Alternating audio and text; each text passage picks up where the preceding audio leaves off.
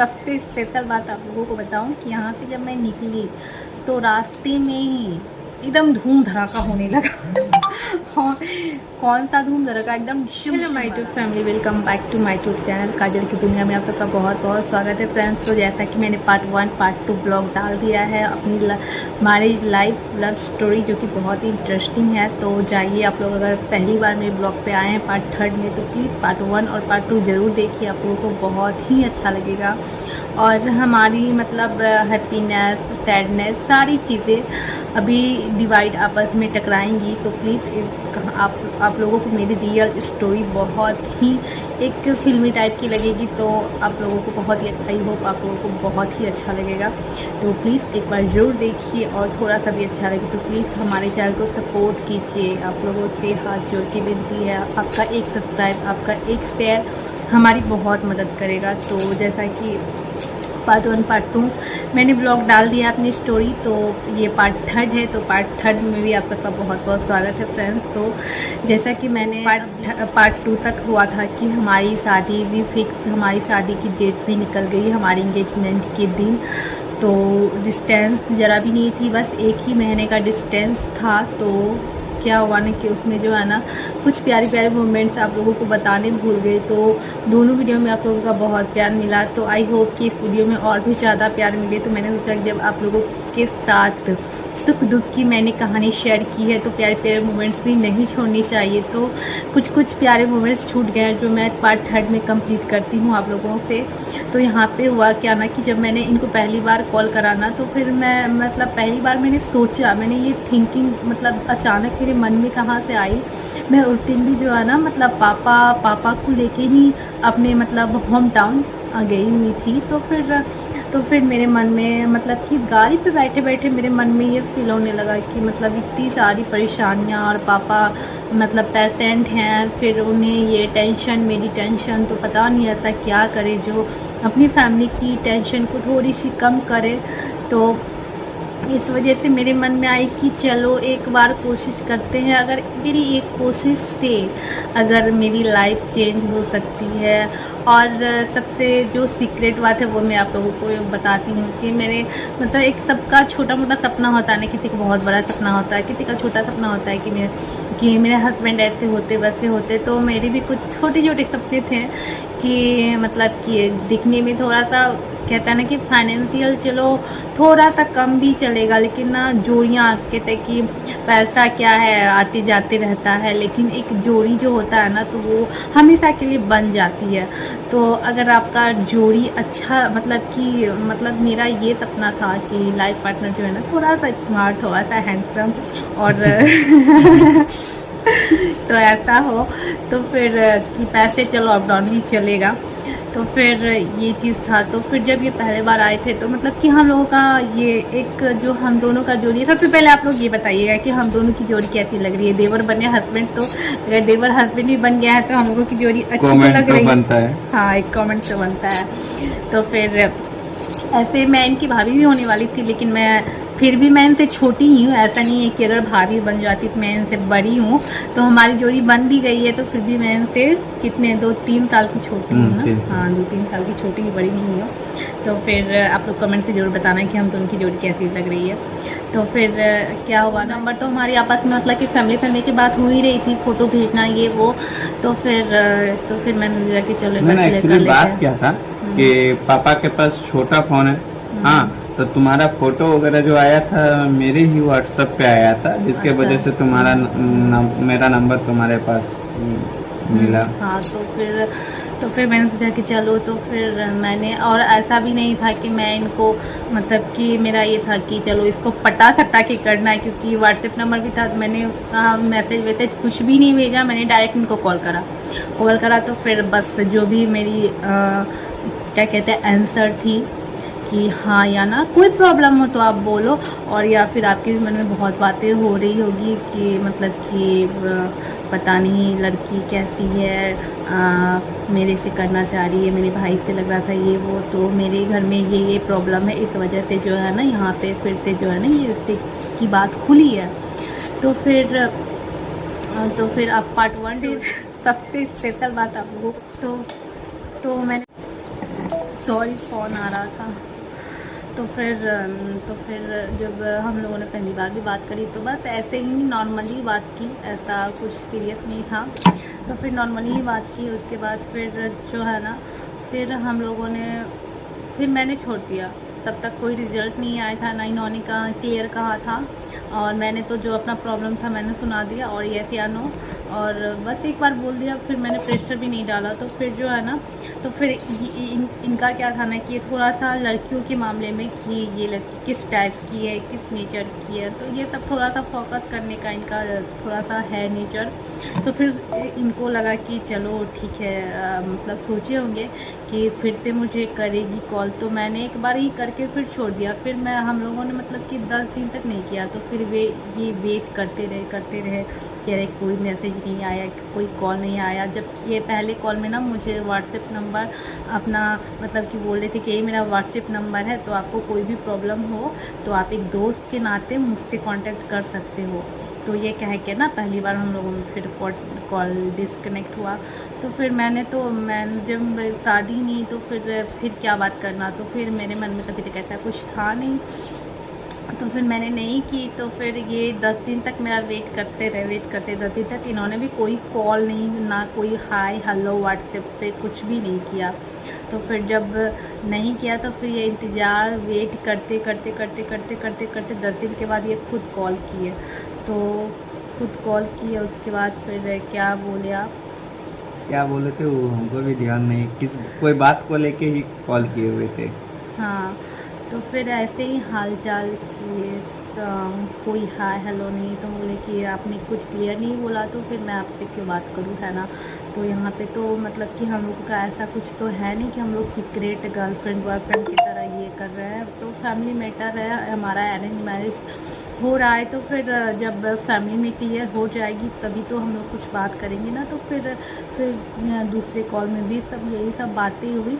उसके बाद फिर दूसरी कॉल के बाद जो है ना, हम लोगों में फिर कंटिन्यू ऐसे ही धीरे धीरे दोस्त करके बात होने लगी नॉर्मली। फिर आपस में जो भी फैमिली का स्टोरी शेयर करना कि आज ये हुआ आज वो हुआ, धीरे धीरे बातें करने लगी। उसके बाद फिर स्टार्टिंग में ना इन्होंने, जब इनके पापा ने मतलब मेरे पापा और इनके पापा में बात हुई थी, तो इनके पापा ने इनको फिर पहली बार जब इनके पापा ने इनको शादी का ऑफ़र दिया हुआ था, तो पहली बार वही बस फाइनेंशियल प्रॉब्लम के कारण इन्होंने मना कर दिया कि नहीं अभी नहीं करनी है।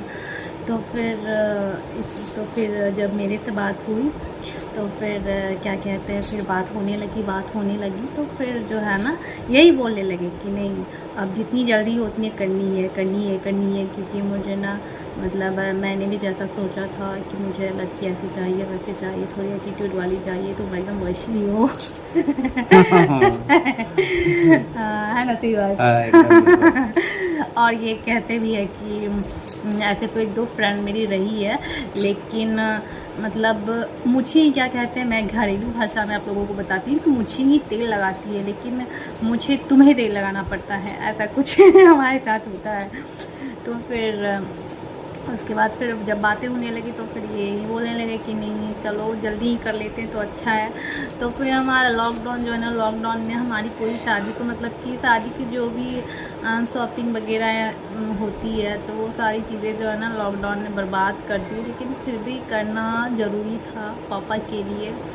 तो फिर भी मतलब डेट निकल भी आई थी, फिर भी इतनी जल्दी थोड़ा सा लग रहा था कि एक तो लॉकडाउन है, कोरोना काल है, इतनी जल्दी कैसे अरेंजमेंट करेंगे इतनी। और काफ़ी दिनों से, काफ़ी मतलब 2-3 सालों से मेरे पापा का, मेरी पूरी फैमिली का सपना था कि शादी हो अच्छे घर में। तो फिर मतलब कि उतने बड़े सपने को इतनी जल्दी कैसे कुछ हो पाएगा अच्छे से कि नहीं हो पाएगा। लेकिन फिर मेरी मौसी लोगों ने बोला कि नहीं अब मतलब कि सब चीज़ हो गया है तो लेट नहीं करना है, क्योंकि आपकी तबीयत भी ठीक नहीं रहती है। तो काफ़ी सारे परिवार के दबाव से जो है ना इतनी जल्दी हो पाया नहीं। तो फिर बहुत मतलब कि बहुत दिक्कत कोरोना काल में, और शादी के लिए आप लोगों को बताइए कितनी ज़्यादा तैयारियां करनी पड़ती है, तो हर चीज़ बंदिश में रह के करना बहुत ज़्यादा मुश्किल हो रही थी।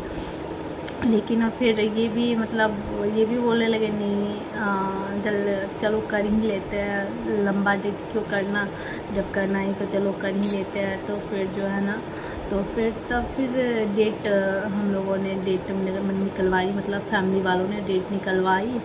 और फिर ये भी मार्केटिंग जो की है ना, मतलब क्या कहते हैं, सुबह सुबह मार्केटिंग कर रहे थे, दुकान खुलवा के, क्योंकि सब टाइमिंग रहता था दुकान खोलने का। ऐसे सिचुएशन में हम लोगों की शादी हुई, मतलब कि क्या बोलते हैं कि सपना जो है ना धरा का धरा ही रह गया। क्योंकि शादी एक बार ही होती है, अब सबको पता है, हर लड़की का सपना होता है ऐसा करेंगे वैसा करेंगे, अपने पसंद का लहंगा, अपने पसंद का ड्रेस, यहाँ तक कि ना मैं अपने पास के होम टाउन भी नहीं जा पाई, क्योंकि उस बीच पापा की भी थोड़ी हेल्थ ज़्यादा ख़राब हो गई थी। और मेरे घर में मेरी सिस्टर एक थी जिसके साथ मैं मार्केट कर सकती थी, तो उसकी भी तबीयत जो है ना बहुत ख़राब हो गई थी। तो फिर समय मतलब बहुत, क्या कहते हैं, अच्छा भी बोलिए और बहुत बैड भी बोलिए, तो अच्छी भी थी और बैड भी थी। तो फिर मैं मतलब जहाँ पे रहती हूँ तो वहाँ पे बहुत बड़ा मार्केट नहीं है, तो लेकिन फिर मुझे वहीं पे जो है ना मतलब कि मन मार के ड्रेस लेना पड़ा, जो कि मुझे मतलब बहुत पसंद भी नहीं आई। और फिर जैसे तैसे हम लोगों ने इंगेजमेंट कर ही लिया, और ज़्यादा लोग भी हमारे इंगेजमेंट में नहीं आए, क्योंकि बहुत ज़्यादा कोरोना काल था, लॉकडाउन लगा हुआ था। तो बस इनकी फैमिली, मेरी फैमिली और 2-4 जन जो भी है दोनों तरफ से आए, तो बस इतने जन हम लोग मिल के फिर इंगेजमेंट हो गई। तो इंगेजमेंट हुई तो बहुत अच्छी सी हुई, और जिसकी वजह से मैं आप लोगों को फ़ोटो भी शेयर करूँगी अगले पार्ट 4 में, कि मैं मतलब हर फ़ोटो में आपको मेरा ना सैड चेहरा ही दिखेगा, क्योंकि मेरे ना तो मेरे पसंद की ड्रेस मिल पाई, ना तो मेरे पसंद की ज्वेलरी मिल पाई। तो फिर ये भी बोलते हैं कि क्या हुआ, आप इतने सैड क्यों हो? तो मैं बोला नहीं कोई बात नहीं, तो ये तो बहुत चमक रहे थे, लेकिन मैं अपने जो है ना मेकअप डेज के वजह से थोड़ी सैड थी। तो फिर हमारी इंगेजमेंट हो गई। तो फिर उसी दिन पंडित जी ने हमारी मैरिज की डेट भी निकलवाई। तो ठीक इंगेजमेंट के 1 मंथ बाद अगले महीने ही हमारी मैरिज की डेट भी निकली। फिर इनका भी उसी तरह से मैरिज, मतलब कि मैरिज की शॉपिंग हुई।